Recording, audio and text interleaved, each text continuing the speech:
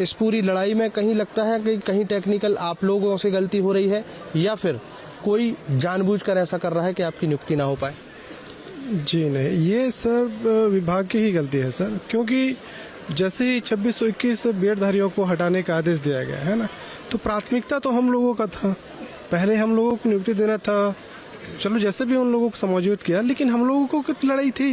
न्याय तो हम लोगों को मिला है, लेकिन न्याय मिलने के बाद भी हम लोगों की ये दशा है, तो फिर हम लोगों की कहाँ गलती है? हमने तो बाकायदा कोर्ट में केस लड़े, जीते भी।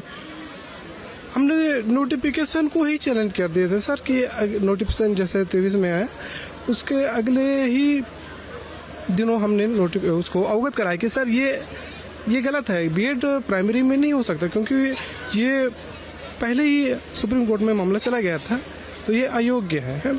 अब ये बात जैसे तैसे आगे बढ़ गया है ना, तो अब 2621 लोगों को हटाया गया है, तो उनके जगह कायदे से हमें देना चाहिए। तो उन लोगों ने क्या किया, 1:1 में बुलाए। उनमें तो कई तो ऐसे था कि 12th पास करने के बाद कुछ को चेक करने के लिए, जांचने के लिए एग्जाम में बैठे थे, और कई डीएड वाले ऐसे भी हैं जो जिनके पास स्टेट की योग्यता नहीं है। तो ये 1:1 में बुलाएंगे तो फिर बहुत पद बैठ जाएगा ही सर।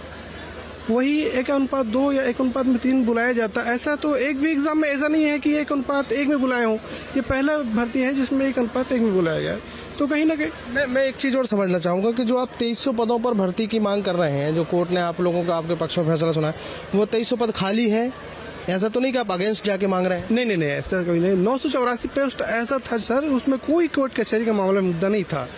मात्र 2621 में 1299 को ही नियुक्ति दिया गया है और 1300 प्लस बाकी है।